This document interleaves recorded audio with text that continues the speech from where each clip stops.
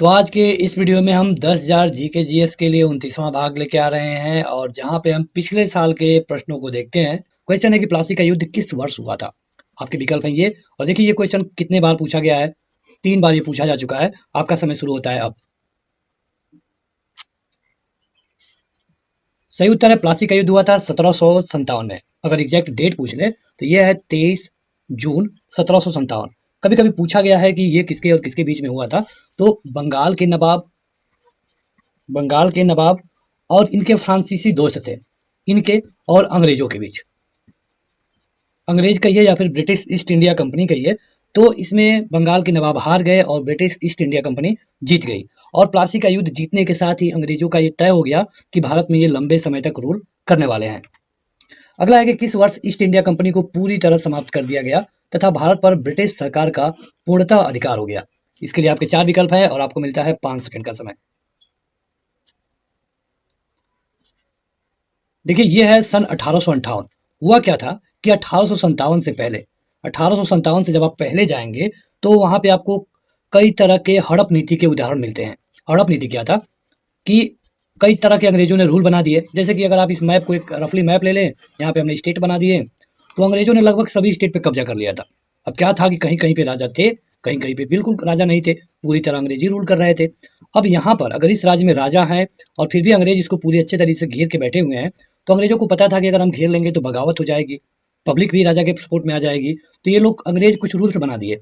जैसे अगर आप अच्छे से रूल नहीं कर पाते हैं या फिर आपका खुद का बेटा नहीं है तो आप किसी को गोद नहीं ले पाएंगे। इस तरह कई रूल्स उन्होंने बना दिया। इसमें से अगर एक भी रूल टूटता था तो अंग्रेज हड़प नीति के तौर पे उस राज्य को हड़प लेते थे। हड़प नीति को कौन लाया था, ये बहुत बार पूछा गया है। ये लाया था लॉर्ड डलहौजी। तो इसने सतारा, झांसी और इस तरह कई सारे प्रदेशों को हड़प नीति के तहत हड़प लिया था।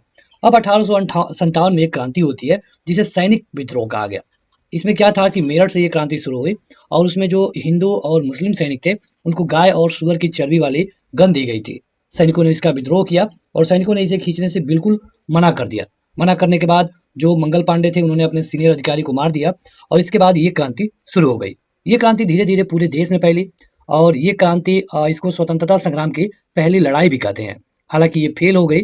तो फेल होने के कई सारे कारण थे और एक सबसे बड़ा कारण ये था कि इसका कोई टाइम पीरियड नहीं था। जैसे कि मान लीजिए कि ये लखनऊ में शुरू हुआ तो यहाँ पे कुछ दिन चला, फिर 1 महीने बाद कानपुर में शुरू हो गया। तो इस तरह जगह जगह शुरू हुआ और लेट शुरू हुआ, इसीलिए अंग्रेजों ने अपनी पूरी फोर्स भेज करके सबको समाप्त कर दिया। भले ही ये क्रांति समाप्त हो गई, लेकिन जो ब्रिटेन की संसद में लोग बैठे थे उनको पता चल गया कि अब भारत के लोग शांत नहीं बैठने वाले हैं। उनको ये भी पता चल गया कि जो वहाँ पे ईस्ट इंडिया कंपनी रूल कर रही है ये वहाँ के लोगों के साथ अच्छे व्यवहार नहीं कर रही है। तो वहाँ के संसद ने कहा कि नहीं, अब वहाँ पे ईस्ट इंडिया कंपनी काम नहीं करेगी, अब वहाँ पे ब्रिटेन की संसद काम करेगी। हालांकि वहाँ पे एक चार्टर भी लाया जाता है, मतलब एक आदेश लाया जाता है। उसमें कहा गया कि जैसे ब्रिटेन के लोग हैं वैसे भारत के लोग हैं, मतलब सबको बराबर कहा गया। हालांकि यह केवल कागजों में था, ऐसा हुआ नहीं। लेकिन यहाँ पे ईस्ट इंडिया कंपनी को खत्म कर दिया गया अगले साल 1858 में। और जो ब्रिटिश की संसद थी सीधे इस पर रूल करने लगी। जो भी कानून बनाना होगा ब्रिटेन की संसद इस पर डायरेक्ट कानून बनाती थी। अगला है कि बंगाल के प्रथम गवर्नर जनरल कौन थे। इसके लिए 4 ऑप्शन है और ये क्वेश्चन 2 बार पूछा जा चुका है। देखिए हर एक क्वेश्चन के लिए 5 सेकंड आपको मिल रहा है। तो इनका नाम है वारेन हेस्टिंग। अगर आप देखेंगे रेगुलेटिंग एक्ट को जो कि आया था 1773 में, तो इस रेगुलेटिंग एक्ट को लाने के बाद जब ये रेगुलेटिंग एक्ट आया तो 1774 में जो बंगाल के गवर्नर जनरल, बंगाल में पहला गवर्नर जनरल नियुक्त किया गया। और इससे पहले जो बंगाल के गवर्नर जनरल थे उनको केवल बंगाल का गवर्नर कहा जाता था। जब ये एक्ट आया तब उनको गवर्नर जनरल कहा जाने लगा। ठीक है, तो आपका सही उत्तर होगा वारेन हेस्टिंग्स। देखिए ये क्वेश्चन 2 बार पूछा जा चुका है। अगला है कि दिल्ली को भारत की राजधानी कब घोषित की गई। और इसके लिए आपके विकल्प आपके सामने है। देखिए दिल्ली को भारत की राजधानी घोषित करने से पहले जो भारत की राजधानी हुआ करती थी ये थी कोलकाता। जब भारत की राजधानी कोलकाता हुआ करती थी तो कलकत्ता से 1911 में इसे दिल्ली लाया गया। 1927 में आप देखेंगे तो इसे नई दिल्ली कहा गया और 1931 में इसको पूरे देश की राजधानी बनाया गया। हालांकि यहाँ पे क्वेश्चन केवल इतना था कि भारत को दिल्ली को राजधानी कब बनाया गया, ये था 1911। इससे पहले राजधानी कलकत्ता हुआ करती थी। देखिए यहाँ पे कई सारे क्वेश्चन जोड़ के पूछे जाते हैं, जैसे कि बंगाल का विभाजन कब हुआ। तो बंगाल का विभाजन लॉर्ड कर्जन ने किया था 1905 में और इसको खत्म किया गया 1911 में। हालांकि ये पूरी तरह से काम करना शुरू किया 1912 से। लॉर्ड पंचम भारत आए थे, तो उसी समय जब बंगाल का विभाजन रद्द किया गया, उसी समय कलकत्ता से दिल्ली को राजधानी भेज दी गई। ये क्वेश्चन पूछा गया है 2017 में। अगला है कि भारत का प्रथम गवर्नर जनरल कौन था। आपके ऑप्शन 4 है और ये क्वेश्चन सीजीएल टायर 1 में पूछा जा चुका है।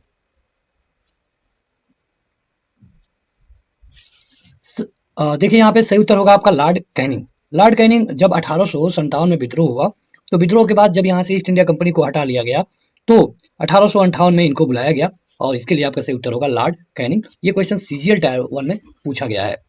अगला है कि प्लासी की जंग के बाद सिराजुद्दौला को मार दिया गया, इसके बाद किसको नवाब बनाया गया। आपके 4 विकल्प आपके सामने हैं और सीजीएल टायर 1 में पूछा गया है। देखिए प्लासी की जंग में क्या हुआ था कि सिराजुद्दौला को मार दिया गया। कई बार पूछा गया है कि प्लासी की जंग कब होती है, और इनफैक्ट अगर आप देखेंगे तो जब इस वीडियो को हम शुरू किए हैं तभी ये क्वेश्चन था कि प्लासी का युद्ध कब हुआ। फिर से हम बता दें आपको, 23 जून 1757। यहाँ पे सिराजुद्दौला को मारने के लिए अंग्रेजों ने एक खास प्लान बनाया और अंग्रेजों ने क्या किया कि मीर जाफर को, जो कि सिराजुद्दौला का सेनापति था, उसे खरीद लिया। मीर जाफर ने अपने मतलब कि राजा को ही मार दिया। एक युद्ध हुआ लेकिन वो केवल दिखावे का युद्ध था। उल्टे उसी के सैनिक ने उसी राजा को मार दिया और उसको फायदा पहुंचाने के लिए मीर जाफर को वहां पे अंग्रेजों ने राजा बना दिया। ये क्वेश्चन सीजीएल टायर 1 में पूछा गया है। बढ़ते हैं आगे। उससे पहले आप इस वीडियो को लाइक करने के साथ शेयर कर दें ताकि और भी लोग जुड़ पाए, और रात को 9 बजे आप लाइव होकर इसे देख पाएंगे। तो पीडीएफ चाहिए तो ऐप पे जाइए, ऐप का लिंक वीडियो के डिस्क्रिप्शन में मिल जाएगा। श्रीरंगपट्टनम की संधि के अनुसार निम्नलिखित में से किसे ब्रिटिश को सौंप दिया गया। आपके 4 विकल्प और मिलता है आपको 5 सेकेंड। देखिए अगर हम बात करें श्रीरंगपट्टनम की संधि की, तो ये संधि हुई थी आपकी 18 मार्च 1792 में, और इस संधि के अनुसार ब्रिटिश को जो सौंप दिया गया वो क्षेत्र था मालाबार। इसमें जो संधि हुई थी, और संधि में ये कहा गया कि जो ब्रिटिश मालाबार वाला इलाका होगा, अब इस पे देख रेख का काम ब्रिटिश का होगा। ये एसएससी जेईई सिविल एग्जाम 2018 के पहले शिफ्ट में पूछा जा चुका है। अगला है कि किस गवर्नर जनरल के समय सिंध का विलय ब्रिटिश राज्य में किया गया। यह है आपके 4 विकल्प और ये क्वेश्चन जेईई वाले एग्जाम में पूछा जा चुका है। देखिए यहाँ पे सिंध के बारे में बात की गई है कि कब सिंध को मिलाया गया, तो ये मिलाया गया किसके द्वारा, तो ये था लॉर्ड एलनबरो। लॉर्ड एलनबरो की अगर आप टाइम पीरियड देखेंगे तो ये है 1842, और 1842 में ही जो सिंध वाला इलाका था इसे ब्रिटिश ने अपने कब्जे में ले लिया। इसके पहले भी लॉर्ड एलनबरो ने काम किया था, कहीं कहीं आपको एटनबरो लिखे मिलेगा। तो बस आप ये जानिए कि उसके समय के दौरान सिंध को ब्रिटिश ने अपने कब्जे में ले लिया। अगला है कि लॉर्ड मैकाले साधारणता भारत में लाने से संबंधित है। लॉर्ड मैकाले को किस लिए जानते हैं, ये 4 विकल्प और ये क्वेश्चन एसएससी में पूछा जा चुका है। 5 सेकंड। देखिए अगर लॉर्ड मैकाले की बात करें तो ये शिक्षा में सुधार के लिए इनको जाना जाता है, लेकिन शिक्षा में जो इन्होंने जिस फील्ड में सुधार किया वो था अंग्रेजी। लॉर्ड मैकाले ने ही कहा था कि भारत में गुरुकुल शिक्षा और जो मुस्लिम की शिक्षा होती है शुरुआती, उसको बंद कर देना चाहिए। अगर सबके समान होना है तो अंग्रेजी शिक्षा आनी ही चाहिए, और ये टाइम था लगभग 1835 का, जब लॉर्ड मैकाले ने अंग्रेजी शिक्षा के लिए काम करना शुरू किया। यहाँ पे बस आप ये जानिए कि लॉर्ड मैकाले को अंग्रेजी शिक्षा सुधार के लिए जाना जाता है। अगला है कि निम्नलिखित में से भारतीय महाविद्यालय अधिनियम 1904 के पारित होने के दौरान भारत के वायसराय कौन थे। मतलब कि 1904 में वायसराय कौन थे। ये हैं 4 विकल्प और ये दिल्ली एएसआई दिल्ली पुलिस में पूछा जा चुका है। देखिए बात हो रही है भारतीय विश्वविद्यालय अधिनियम 1904 की। अगर आप 1904 के बारे में भी जानते हैं तो आसानी से बता पाएंगे। अगर आपको 1905 याद हो तो भी बता पाएंगे। 1905 में एक बड़ा बदलाव हुआ और ये था बंगाल का विभाजन। बंगाल का विभाजन किसने किया ये तो आपको पता ही होना चाहिए, लॉर्ड कर्जन। तो लॉर्ड कर्जन 1904 में भी था, यानी कि आपका ऑप्शन नंबर 4 सही होगा। जिन लोगों ने चौथे ऑप्शन को सही बताया है उन सबका उत्तर सही है। अगला है कि निम्नलिखित में से किस कार्य का श्रेय लॉर्ड डलहौजी को नहीं दिया जाता है। यह है 4 विकल्प और CHSL में पूछा गया है। 5 सेकंड समय। इसके लिए आपका सही उत्तर होगा ऑप्शन नंबर 3।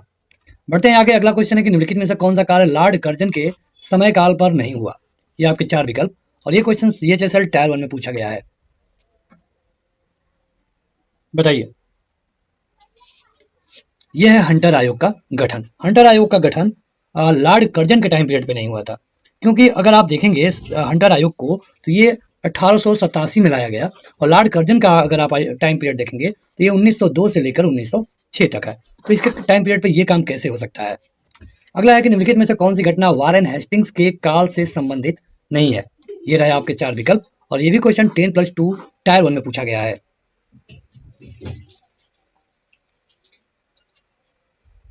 देखिए यहाँ पे पूछा गया है कि कौन सी घटना वारेन हेस्टिंग के टाइम पीरियड पे नहीं हुई है। तो इसके लिए जो आपका सही उत्तर होगा ये होगा हेलबरी कॉलेज की स्थापना। आप ऐसा इसलिए कर सकते हैं क्योंकि अगर आप सबका टाइम पीरियड देखें तो ये प्रथम अंगल मराठा युद्ध हुआ था 1775 से लेकर के 1782 में, इसके बीच। रोहिल्ला युद्ध की बात करें तो ये 1773 से लेकर के 1774 तक। इसके अलावा जो चेत सिंह की घटना की बात करें तो ये हुआ था 1781 में। लेकिन हेलबरी की अगर आप वारेन हेस्टिंग्स को देखेंगे तो वारेन हेस्टिंग्स 1785 में आए, यानी कि इनमें से कोई नहीं है। ये होगा हेलबरी कॉलेज की स्थापना। अगला है कि निम्नलिखित में से कौन सी घटना वायसराय लॉर्ड लिटन के समय काल में नहीं मानी जाती है? ये रहे 4 विकल्प।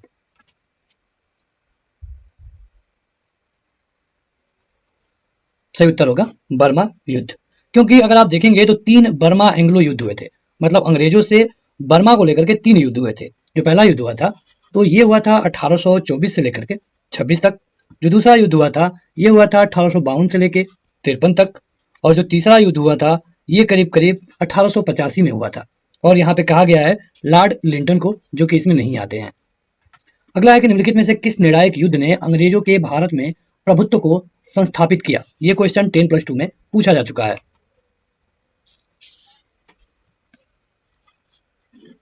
सही उत्तर होगा बक्सर का युद्ध। बक्सर का युद्ध कब होता है? ये होता है 1764 में। डेट बता दिए, ये है 22 अक्टूबर। इस दिन ईस्ट इंडिया कंपनी की तरफ से जो लड़ा उसका नाम था हेक्टर मुनरो। Hector Munro. और मुगल शासक कौन था? शाह आलम द्वितीय।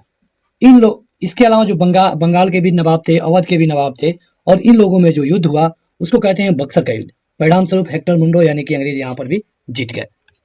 अगला है कि संगौली की संधि अंग्रेजों और किसके बीच हुई थी? ये रहे आपके 4 विकल्प।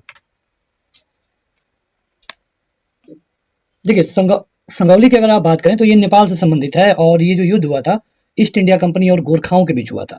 जो गोरखा होते हैं कब हुआ था? तो 1814 से लेकर के 16 के बीच में। और अगर आप ये बात करें कि इसकी संधि कब हुई, क्योंकि यहाँ पे हम संगौली की संधि को पढ़ रहे हैं, तो ये हुई थी 2 दिसंबर 1815 को। तो इस संधि में एक तरफ अंग्रेज थे और एक तरफ गोरखा थे।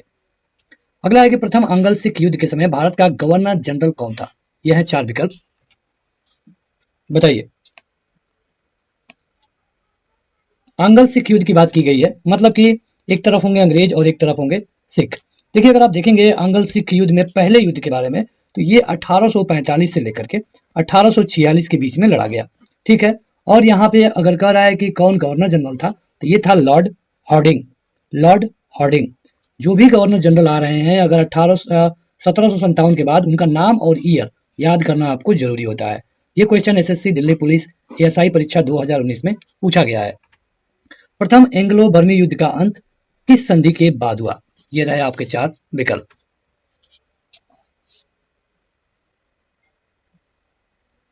देखिए यहां पूछा गया है कि किस संधि के बाद, तो ये है आपका सही उत्तर। इसमें क्या होगा? तो ये होगा आपका इडाम्बे की संधि। इडाम्बे की यादुम्बे कहीं कहीं आपको लिखने को मिलता है। ये 1824 में हुआ था और इस संधि के बाद प्रथम एंग्लो बर्मी युद्ध खत्म कर दिया गया। ये क्वेश्चन एसएससी सीजीएल टायर 1 2019 के द्वितीय पाली में पूछा गया था। अगला है कि गोवा की लड़ाई किस वर्ष हुई? ये सीजीएल का क्वेश्चन है। ये है आपके पास 4 विकल्प।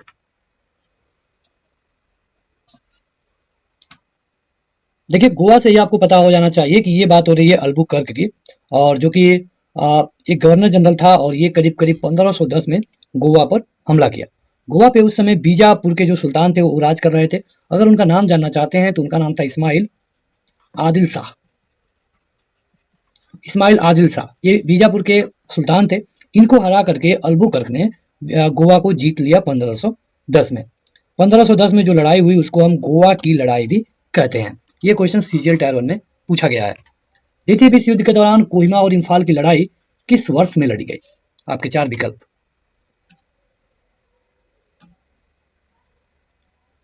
इम्फाल की लड़ाई होती है 1944 में। ये करीब अगर आप मतलब कि मंथ को जानना चाहते हैं तो ये मार्च से लेकर के जुलाई के बीच में हुआ। तो इम्फाल द्वितीय विश्व युद्ध के बारे में पूछा गया है। द्वितीय विश्व युद्ध का टाइम पीरियड देखेंगे तो 1939 से लेके 1945 है, 1945 है। और इसी के दौरान 2 परमाणु बम भी गिराए गए 6 अगस्त और 9 अगस्त को। चलिए आप कमेंट करके बताइए किस देश ने गिराया। चलिए हम बता देते हैं अमेरिका ने गिराया। किस देश पे गिराया ये आप हमें बताएंगे कमेंट बॉक्स में कमेंट करके। अगला है कि निम्नलिखित में से किसके द्वारा बंगाल की अस्थायी मालगुजारी बंदोबस्त शुरू की गई। ये है आपके विकल्प।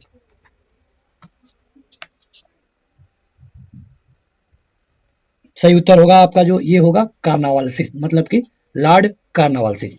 ये क्वेश्चन कितना इंपॉर्टेंट है कहने की जरूरत नहीं है, आपके स्क्रीन पर दिख रहा है। 1 2 3 4 5 6 बार पूछा जा चुका है केवल एसएससी में। इसके अलावा स्टेट में या फिर अन्य जगह ये कितनी बार पूछा गया होगा ये आप खुद इसका अंदाजा लगा सकते हैं। अगर हम अस्थायी मालगुजारी की बात करें तो ये लॉर्ड कार्नवालिस ने बंगाल बिहार में लागू किया था। ये उड़ीसा में भी गया और इसे अस्थायी बंदोबस्त भी कहते हैं। ये लाया गया था 22 मार्च 1793 को।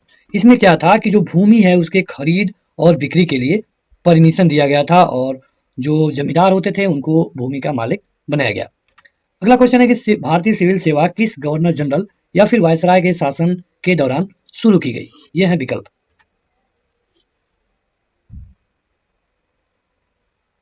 सही उत्तर है लॉर्ड कार्नवालिस। लॉर्ड कार्नवालिस के समय पे जो ब्रिटिश क्षेत्र थे उसमें जो प्रशासन करना था इसके लिए भारतीय सिविल सेवा की शुरुआत की गई थी और इसीलिए लॉर्ड कार्नवालिस को ही भारतीय लोक सेवा का जनक बोलते हैं।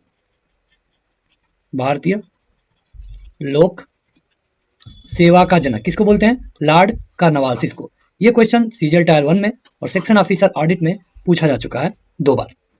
अगला है कि भारतीय स्वाधीनता बिल लंदन के हाउस ऑफ कॉमन्स में पहली बार किस दिन पेश किया गया। यह है आपके विकल्प।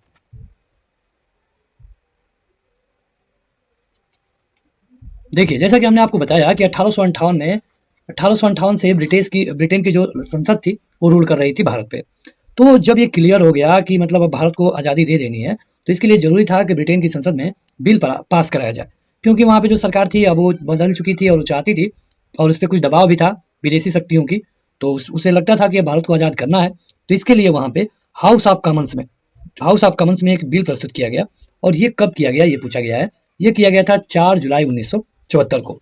इस पे बहस हुई और 18 जुलाई को 1947, ये 47 है, हमने शायद 74 बोला है, तो 1947 को, तो 1947 18 मतलब कि लगभग 14 दिन इस पे बहस चली और इसे पास करा दिया गया। उस समय अगर पूछा जाए कि कौन वायसराय थे तो इनका नाम था माउंट बेटन। ये क्वेश्चन 2016 में पूछा गया था। अगला है कि ब्रिटिश ईस्ट इंडिया कंपनी के शासनकाल में सदर दीवानी अदालत की स्थापना किसने की। ये 4 विकल्प है।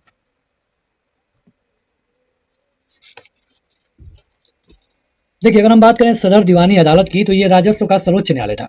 मतलब कि अगर आपका कोई मामला राजस्व से संबंधित है तो ये सर्वोच्च था। और ये किसके समय पे, तो ये है वारेन हेस्टिंग्स ने 1772 में इसकी स्थापना की थी। कहाँ पे? कलकत्ता में। उस समय कलकत्ता ही था, इस समय भले ये कोलकाता हो गया है। तो यहाँ पे जो इसके सदस्य थे उनके बारे में कई बार पूछा जाता है, तो जो न्यायाधीश होते थे वही इसके सदस्य होते थे। अगला है कि मार्ले मिंटो सुधार किस वर्ष पारित किया गया। ये क्वेश्चन बड़ा महत्वपूर्ण है। देखिए बात की जा रही है मार्ले मिंटो की। एक है मार्ले मिंटो, एक है मॉन्टेगू चेम्सफोर्ड रिफॉर्म। यहां लिख देते हैं मॉन्टेगू चेम्सफोर्ड रिफॉर्म।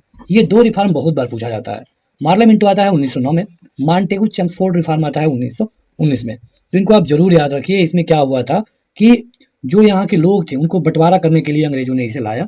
उसमें क्या था कि सबको अलग अलग प्रतिनिधित्व देने की बात की गई थी। अगला है कि भारत में अंग्रेजी शिक्षा किसने शुरू की। अंग्रेजी शिक्षा की बात की गई है। देखिए ये क्वेश्चन इसी में आया था।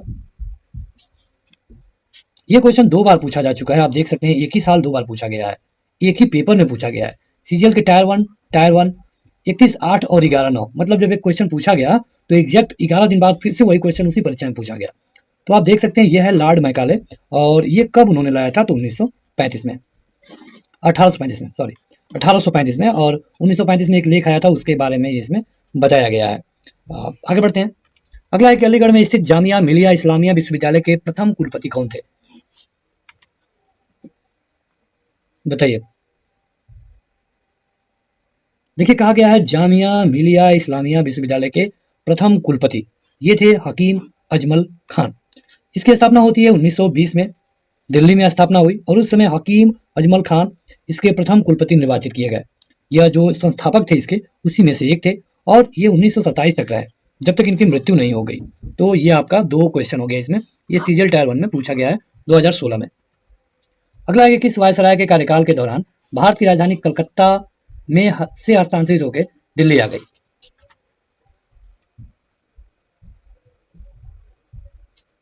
देखिए दिल्ली तो आई थी, ये तो बिल्कुल क्लियर है कि दिल्ली आई थी और आपको हमने अभी बताया था 1911 में। और डेट देख लें तो ये है 12 दिसंबर।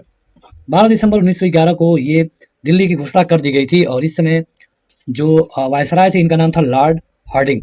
लॉर्ड हार्डिंग ये इन्होंने ही घोषणा की इसकी। अगला है कि निम्नलिखित में से किस एक्ट ने मुसलमानों के लिए अलग मतदाता सामुदायिक प्रतिरूप की पेशकश की। ये हैं आपके 4 विकल्प।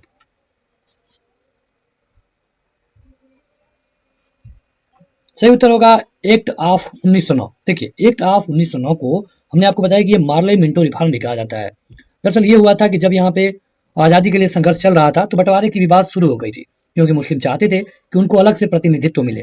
प्रतिनिधित्व का ये मतलब है कि उनको रिजर्व किया जाए एक एरिया में, एक जगह हिंदू रिजर्व रहे तो एक जगह मुस्लिम रिजर्व है। ये काफ़ी खतरनाक था, क्योंकि आप देख सकते हैं कि आज जब 2 देश हैं तो कितनी प्रॉब्लम हो रही है। अगर एक ही देश में कुछ फील्ड ऐसे होते हैं जहाँ मुस्लिम बाहुल्य और हिंदू वाले इलाके हैं, केवल हिंदू केवल मुस्लिम, तो और ज़्यादा प्रॉब्लम होते। इसे अंग्रेज पास कराना चाहते थे और मार्ले मिंटो रिफॉर्म इसके लिए लाया गया था 1909 में। सीजीएल टायर 1 में 2016 में पूछा गया है। भारत में बजट व्यवस्था का आरंभ किस वायसराय के काल में हुआ। यह है आपके विकल्प।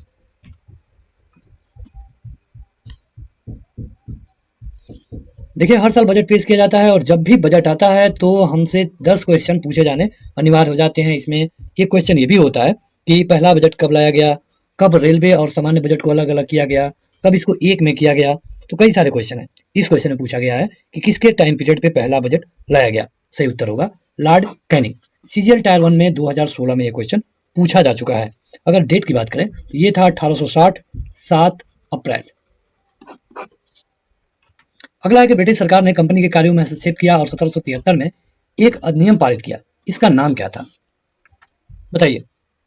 समय आपका चल रहा है तो कोशिश करिए कि इसी समय के दौरान आप अपना उत्तर बता दिया करें। इसका नाम है रेगुलेटिंग एक्ट। अब रेगुलेटिंग एक्ट, इसको नियामक अधिनियम भी आप कह सकते हैं, कब आया तो यह आया था 1773 में। जब भी आप संविधान पढ़ना शुरू करेंगे तब आपको पहले 1773 रेगुलेटिंग एक्ट यानी कि नियामक अधिनियम के बारे में बताया जाता है, क्योंकि यह ब्रिटिश पार्लियामेंट ने जारी किया और यहाँ पर अभी ईस्ट इंडिया कंपनी रूल कर रही थी। ये क्वेश्चन सीजीएल टायर 1 2014 में पूछा जा चुका है। अगला है कि निम्नलिखित में से किसके द्वारा सती प्रथा पे रोक लगाई गई। क्वेश्चन देखिए कितना महत्वपूर्ण है, कितने बार पूछा गया है। ये तो केवल एसएससी है, इसके अलावा स्टेट में police, clerk, BPSC, UP triple SC, इस तरह कितने एग्जाम है जहाँ पे ये पूछा गया होगा। देखिए अगर हम सती प्रथा की बात करें तो इसमें यह है कि अगर पति मर जाए तो पत्नी को उसके साथ चिता पे बैठ के मर जाना होता है जल करके। ये था सती प्रथा। इसको खत्म करने के प्रयास कई बार किए गए, लेकिन जो सबसे प्रभावी प्रयास था ये राजा राम मोहन राय के सहयोग से लॉर्ड विलियम बेटिक ने किया। मतलब क्या कैसे उत्तर होगा लॉर्ड विलियम बेटिक। तो इसको 1829 में ही खत्म कर दिया गया और इसके लिए बंगाल में कानून लाया गया 1 साल मतलब 100 साल बाद 1929 में। अगला है कि ब्रिटिश क्राउन ने ईस्ट इंडिया कंपनी से भारत पर प्रभुसत्ता किस वर्ष में प्राप्त की बताइए। देखिए हमने आपको बताया था कि मतलब कि जब ईस्ट इंडिया कंपनी यहाँ पे अच्छा काम नहीं कर रही थी, लोग ज़्यादा विद्रोह करने लगे 1857 की क्रांति में, तो इसके बाद ब्रिटिश जो क्राउन था मतलब कि संसद था उसने इसको अपने हाथ में ले लिया। देखिए अब यहाँ पे आपको 2 विकल्प दिखता है 1857 1858। कई बार क्या होगा कि दोनों में से एक ही विकल्प होगा, जो विकल्प होगा आप उसे ट्रिक मारिए। दोनों विकल्प हैं तो 1857 को ही आप ट्रिक करेंगे। अगला है कि द्वैत शासन किस गवर्नमेंट ऑफ इंडिया एक्ट के द्वारा लागू किया गया। यह है आपके विकल्प।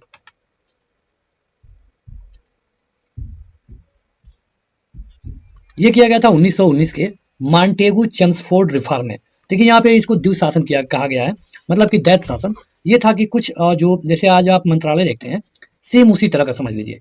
जैसे कृषि है, वित्त है, रेलवे है, पर्यावरण है, तो जो पैसे वाले मामले थे उनको अंग्रेज अपने पास रख दिए। जिन पे ज़्यादा वर्क करना था, जो डायरेक्ट पब्लिक के टच में था, उसको भारतीयों को दे दिए। भारतीयों को भी लगे कि हाँ मंत्री हैं, लेकिन उसमें पैसे नहीं थे और आप जनता की सेवा नहीं कर सकते थे, तो ये था दैत शासन जो कि 1919 में लाया गया।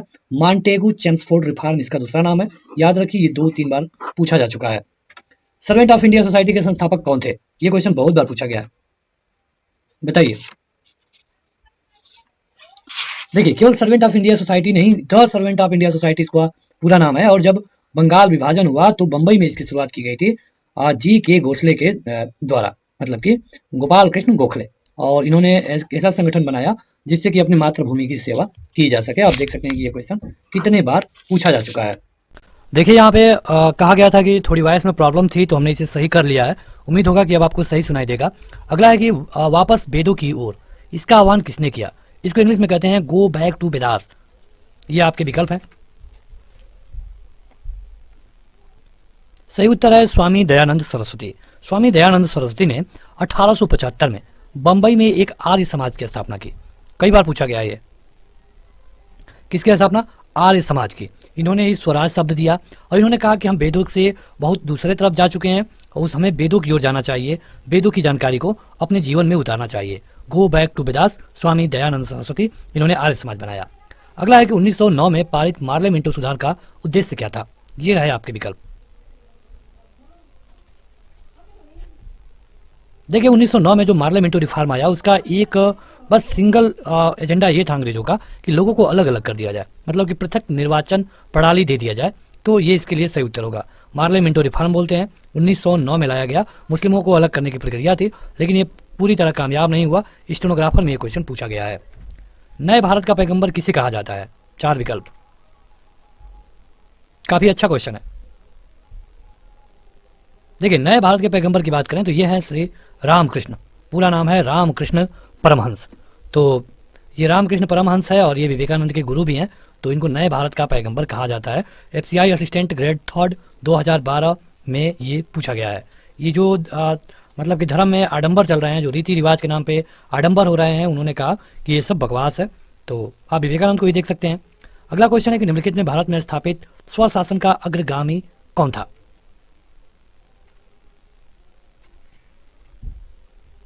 जब बात हो स्वशासन की तो इसके लिए सही उत्तर आना चाहिए लॉर्ड रिपन। लॉर्ड रिपन स्वशासन के जनक के रूप में जाने जाते हैं और इन्हीं के समय पे भारत में पहली वास्तविक जनगणना हुई। वैसे तो जनगणना 1872 में भी हुई थी, लेकिन जो अच्छी जनगणना हुई जिसमें डाटा रखा गया ये 1881 में हुई और तभी से 10 साल पे जनगणना होती आ रही है। 2011, 2021, 2031 इस तरह कंटिन्यू। तो इसके लिए सही उत्तर होगा लॉर्ड रिपन। देखिए इन्होंने एक और काम किया था वर्नाकुलर प्रेस एक्ट को खत्म करके। अगला है कि रैयतवाड़ी व्यवस्था किसने विकसित की? यह है आपके 4 विकल्प। मतलब कि स्टार्ट किसने की? रैयतवाड़ी प्रथा जो कि 1820 में शुरू की गई। अगर आप जानेंगे कि 1820 में कौन था तो भी आप बता पाएंगे। सबसे पहले इसको मद्रास, उस समय मद्रास बोलते थे, चेन्नई, बम्बई, असम के भागों में इसे शुरू किया गया। तो इसमें क्या था कि अधिकारों को किसान दिया गया।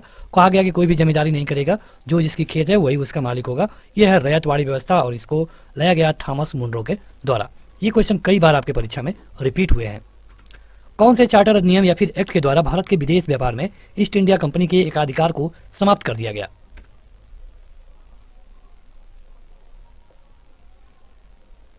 देखिए यहाँ पे पहले ब्रिटिश ईस्ट इंडिया कंपनी को भारत भेजा गया था व्यापार करने के लिए। केवल एकाधिकार था कि मतलब कि ब्रिटेन का कोई भी नागरिक जाके व्यापार नहीं कर पाएगा। अगर वो ईस्ट इंडिया कंपनी में है तभी कर पाएगा और कंपनी के लिए करेगा, ठीक है। लेकिन बाद में 1813 में एक चार्टर लाया गया और इसमें एकाधिकार को खत्म कर दिया गया। कंपनी को नुकसान हुआ लेकिन एक फायदा हुआ कि इसको चीन में चाय का व्यापार के एकाधिकार मिल गया। तो इसके लिए सही उत्तर होगा 1813। ये सीजीएल टायर 1 2014 में पूछा जा चुका है। अगला है कि रामकृष्ण मिशन की स्थापना किसने की? बड़ा अच्छा क्वेश्चन है ये। देखिए स्वामी विवेकानंद का नाम आपने सुना होगा जब ये 1893 में अमेरिका के शिकागो में गए थे और वहाँ पे इन्होंने भारत का नाम किया। बहुत लोग जान पाए कि हाँ भारत भी एक है। तो स्वामी विवेकानंद ने ही शिकागो से आने के बाद 1897 में अपने गुरु के नाम पर रामकृष्ण मिशन की स्थापना की बेल्लूर में। आज भी है बेल्लूर मठ कोलकाता में। इसके लिए सही उत्तर होगा स्वामी विवेकानंद। ये क्वेश्चन 10+2 में पूछा गया था। निम्नलिखित में से किसने राज्य अपहरण नीति को लाया?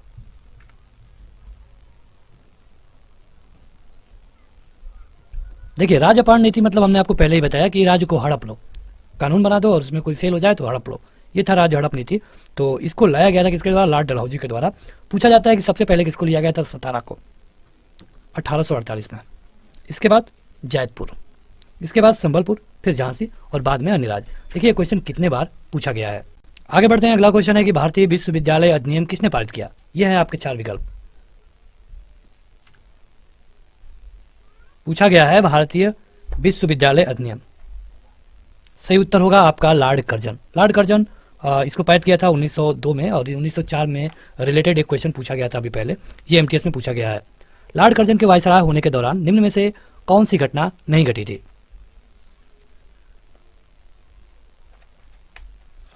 देखिए लॉर्ड कर्जन तो आता है 1902 में, रहता है 1906 तक, तो कौन सी घटना इससे बाहर की है? यह है राष्ट्रीय कांग्रेस का गठन, जो कि 1885 में ए.ओ. ह्यूम के द्वारा किया गया। तो आपका सही उत्तर हो जाएगा राष्ट्रीय कांग्रेस। एसएससी 10+2 एडीसी परीक्षा में पूछा गया है। पिट्स इंडिया एक्ट के अंतर्गत निम्नलिखित में से किसे स्थापित किया गया?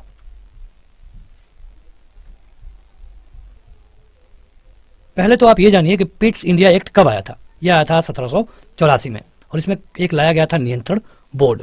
जो भी नियंत्रण, जिन कामों को नियंत्रण की जरूरत थी उनके लिए एक नियंत्रण बोर्ड बनाया गया। तो आपका सही उत्तर ऑप्शन नंबर पहला होगा। एसएससी 10+2 में यह पूछा जा चुका है। अगला है कि लॉर्ड मैकाले साधारणतः भारत में लाने से संबंधित है। मतलब कि लॉर्ड मैकाले को क्यों जाना जाता है? देखिए ये क्वेश्चन एक बार और पूछा गया था, इनफैक्ट 2 बार पूछा गया है। तो अगर आप सिंगल डे वाली वीडियो देख रहे हैं तो इसी में आपने देखा कि 2 बार इनको अंग्रेजी शिक्षा में सुधार के लिए जाना जाता है। ये क्वेश्चन इससे पहले भी हम डिस्कस कर चुके हैं। कर अधिनियम 1935 को दास्ता का नया घोषणा पत्र किसने कहा?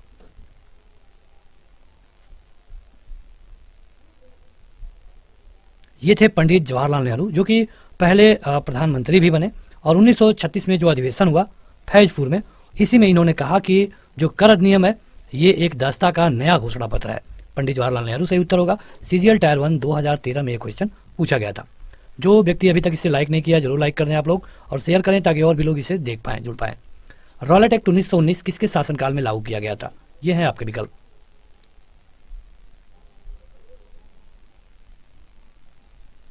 देखिए बात करें अगर रॉलेट एक्ट की, तो इसको लाया गया था 1917 में, इसकी शुरुआत की गई थी, और ये लाया गया लॉर्ड चेम्सफोर्ड के द्वारा। तो बाद में इसे काला कानून भी कहा गया जब पूरी तरह से प्रभावी हो गया। ये क्वेश्चन सीजीएल में पूछा गया है।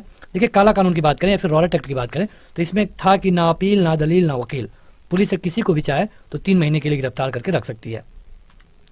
1921 में नरेंद्र मंडल या फिर चेंबर ऑफ प्रिंसेस किसके द्वारा आरंभ किया गया था?